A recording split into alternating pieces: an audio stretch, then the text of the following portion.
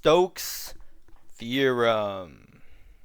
Yes, I had to say it intensely because for me, when I was learning Stokes Theorem, it was very hard to understand because, not because Stokes Theorem was hard, but because there was just so many theorems in Calculus 3.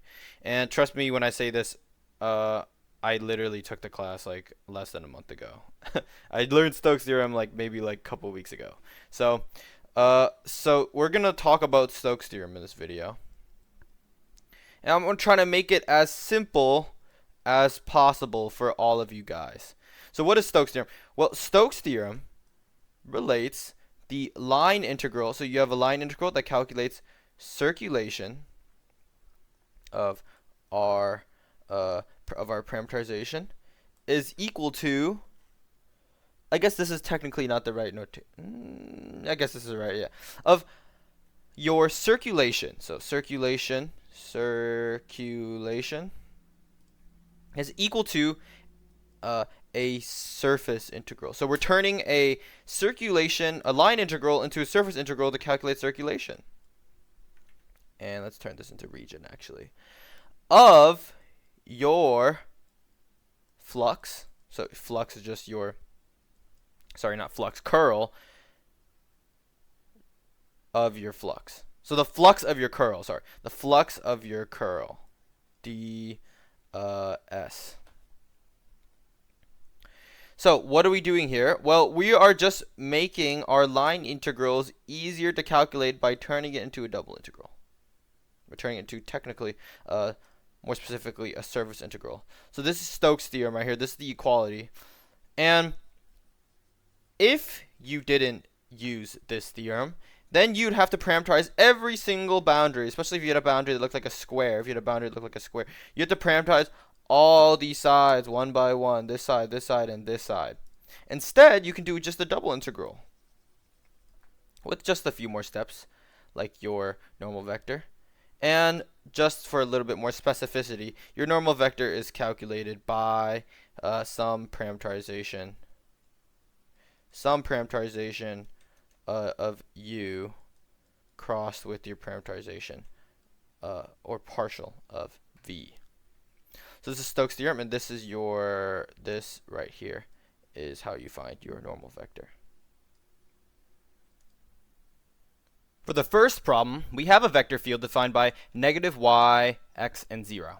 But our surface is just a flat, surface. It's a disk. It's a disk on the xy plane. So like a disk like this. On the xy plane, that just has a radius of 1. And it's shaded in. So this is just a surface that's shaded in. Now, oops, I erased Stokes' theorem. Now, how do you do this problem?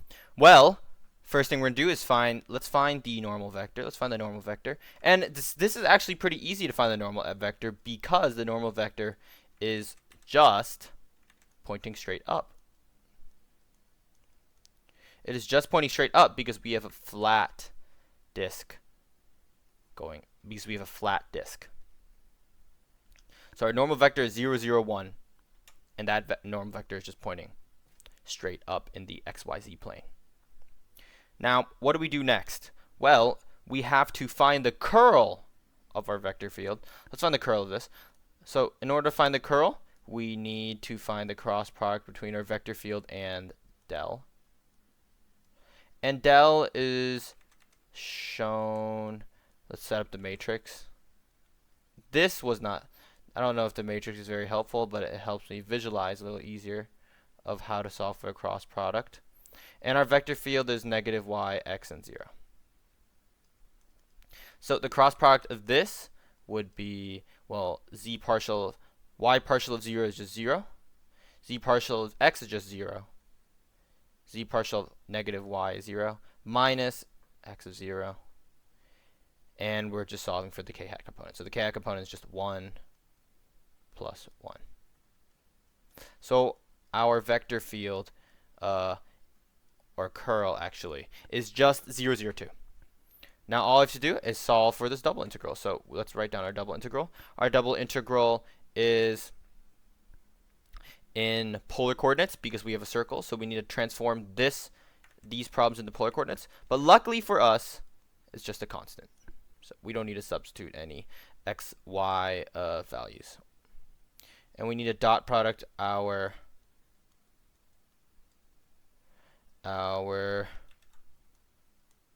this is dA. Let's write dA actually. Need to dot product our normal vector. So normal vector here and the curl. Now, this normal vector, we don't have to do any cross products or anything like that. So, lucky for us. This one is a little bit of a cheat code, but it just helps you understand the curl and then dot product with the normal vector first. So, we need to turn this into polar coordinates. So, if this is a disk with radius 1, r is just bounded by 0 and 1, and theta is bounded by 0 and 2 pi. Now all you have to do is write down our bounds, 0 and 1, 0 and 1, and 0 and 2 pi. The dot product of all of this is just equal to 2, so we have r dr d theta, because in polar coordinates, dA is equal to r dr d theta. R is the Jacobian. So if we solve for all of this here, well, let's just solve for our r first. We get 1, and then we need to do the integral of 2 pi of 1 of theta, and this is just 2 pi. So we solve for 2 pi here. How about for the line integral version? Well, this one is pretty easy because the parameterization is, you know what, I don't even know how am I going to fit this in the screen. Let's cut it off like this. So our parameterization is easy. It's just a circle. So the reason why this problem is just a special case is because we can parameterize with one time. We don't have to parameterize multiple times for multiple different line segments. But let's parameterize this. R of t is equal to cosine of t, sine of t, because the radius is 1. The coefficients of this are just 1. And our, oh, I need to write r prime. Sorry, this is r prime here actually. Ooh, that's bad. That's really bad. I need to go back and correct that in the video. I'll put like a little note at the bottom. But r prime is just negative sine of t, cosine of t. So if we parameterize our vector field becomes, so negative y is just negative sine of t, and x is just cosine of t. So if we dot product our vector field and our derivative of our parameterization, we get negative sine squared of t plus cosine squared of t. And our bounds for t are just 0 to 2 pi because we are encompassing the entire circle with this parameterization. So if we were to just solve for the line integral here, you get 0 and 2 pi of just the integrand 1. So this would be dt. And if you just plug in for t here, for 2 pi, you just get 2 pi. And the answers are... Now, in this problem, we have a plane, and the plane has some restraints. Oh my god, I wrote x is less than 0. X is, all the values are greater than 0. All the values are greater than 0 here. Ignore the first part. So all the values here are greater than 0. And we're just going to be left off with some triangle in the xy plane. And I'll actually draw out this picture for you right now. We're going to be left off with some triangle in the xyz plane, and this triangle will look like this. Let's use green. So this triangle will look like this.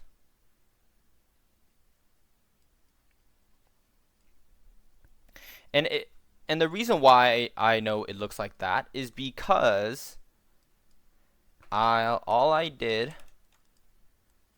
was, let's draw the arrows. I'm not going to lie, that's bugging me a little bit. The reason why I know that this is our region here is because when you set x and y equals 0, so when x comma y is equal to 0, this is like coding. z is just equal to 1. And if you set x and z equal to 0, y is equal to 1. So if you just kept doing that with next, well, the last thing I didn't do is just y and z. But if you just did it all, you would find that all our intersecting points are just like so. So all the intersecting points of the axes are just 1, 0, 0, 0, 1, 0, and 0, 0, 1. And if you were just connect all of those, you get this little triangle here. So what's next? Well, we need to find the normal vector. So this time we can't cut any corners. Our normal vector isn't just something easy to find. Well, our parameterization could be like so. Well, we can manipulate this so we get 1 minus x minus y is equal to z. So our parameterization can look easier. So our parameterization can be, so x can stay x, y can stay y, and z can be substituted with 1 minus x minus y due to the algebraic manipulation of the formula of our plane. Now that we have this, we just need to find our partials. So the x partial, or technically I guess the u or the v partials. So the x partial will be 1, 0, negative 1. And the y partial is 0, 1, negative 1. And if we just find the cross product of these two new vectors, we get 1, 1, and 1. 1, 1, and 1. Therefore, this is the normal vector that we're looking for. R of x cross R of y, or R of u cross R of v, both the same things. So this is the normal vector. And then next we have to solve for the curl. Let's go ahead and solve for the curl. So the curl is the del crossed with our vector field. And then let's go ahead and write down the matrix. Just helps me see the cross product just a little bit better. So we have delta x, delta of y, or the y partial, and delta over delta z. So what are the components of our vector field? They're just x, y, z, and 0. So if you define the cross product of this, y partial 0, 0, this is negative 1. So the z partial of z is just 1. And we subtract all the time in our cross products. Z partial of x, y is just 0, and the x partial of 0 is just 0.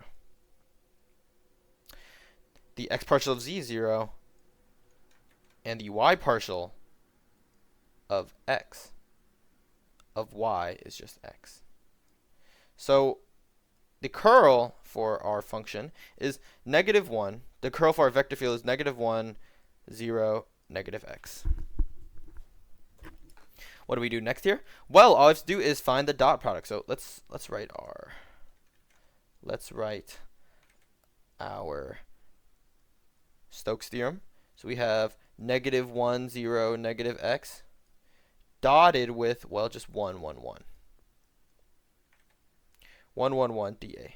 So our double integral is negative 1 minus x. We can actually factor out in the minus here. So we get 1 plus x dA. Let's actually write dx. Let's write dy dx. Because we're going to parameterize, we're going to find we're going to find the region of our bounds. So how do you find the region of our bounds? Well, if you were to plot this little plane right here onto the xy plane, so if we were to just look at just the xy plane here, which is, let's color it, which is this little portion of the function, the plane, you would get this guy right here in blue. Wow, there's a lot of thunder right now. You would get this little triangle where the points 0, 1, and 1, 0 lay. And this is just the origin right here in the bottom left of the triangle. So what functions bound this triangle? Well, 1 minus x bounds it from above, and 0 bounds it from below.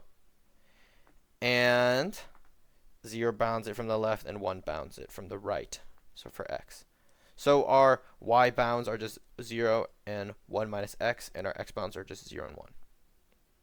If you were to solve for this integral, let's solve for this 1 minus x of 1 plus x dy, then you'd get 1 minus x squared. And actually, let's not forget about this minus symbol, so let's box it up in blue just in case. And now we just have to solve for the partial, not the partial, the derivative with the integral with respect to x of 1 minus x squared. So we have x minus x to the power of 3 from 0 to 1. If you plug in just 1 everywhere here, you get 1 minus 1/3, which is equal to 2/3. But don't forget to add the minus at the end.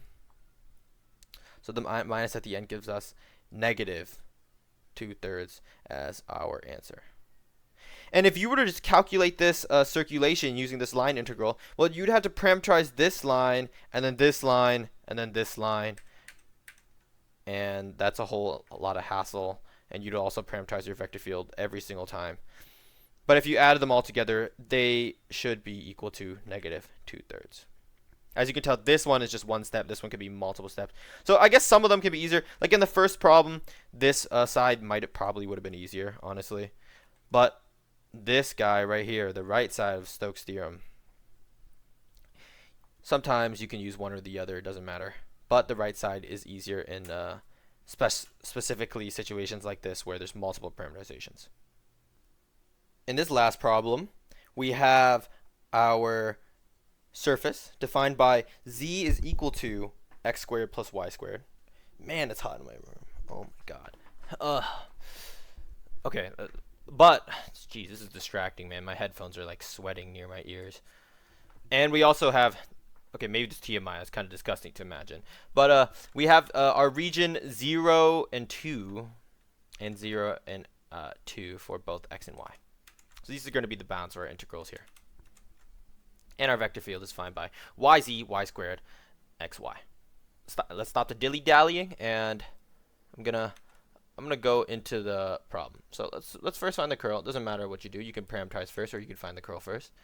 But the curl of this is just, I guess I'll set up the matrix for the math guys out there that want me to be super technical, of our x partial, y partial, and z partial of the matrix yz, y squared, and xy. Let's go find the cross product of this. The cross product of this is equal to, if we work everything out, we get x, 0, negative z. And don't forget, let's parameterize this after we find our parameterization for z. So when we parameterize this function, we have an explicitly defined function. So this is easy. All we have to do is set x equal to itself, y equal to itself, but z just equal to the function of x and y. Now that we have this parameterization, we can parameterize our curl, x, 0, and negative x squared, negative y squared. And we need to find the partials of our parameterization to find the normal vector here. So we need to find the partials and then cross them together to find the normal vector. So the partial of this is just, the x partial is just 1, 0, 2x, and the y partial is just 0, 1, 2y. And if you cross them, let's write it in actual math. If you cross them, you get negative 2x, negative 2y, and 1. So all we have to do after finding the normal vector and the curl, we have to dot them together and solve for our surface integral. So if we solve for our surface integral, our bounds are 0 and 2, and we're dotting the vector field. We're dotting the parameterized, not the vector field, the parameterized curl with our normal vector. negative 2x, negative 2y. d of x and y. If you dot all these together, you get, in the end, once everything is simplified, you get negative 3x squared. Negative 3x squared minus y squared dx dy. And I'll just factor out the negative up here for those of you that want to see what I'm doing. So let's point an arrow up of 3x squared plus y squared dx dy. dx dy. So this is just a simple double integral now. Let's just solve for this. We have 3x squared plus y squared, and let's not forget our negative. Let's box it in blue, of dx. So we have x to the power 3 plus y squared x for 0 and 2. We get 8 plus 2y squared here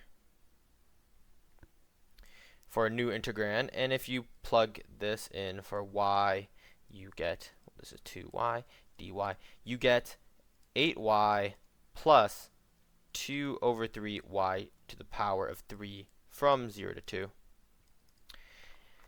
And all this equals 64 over 3. But don't forget the negative.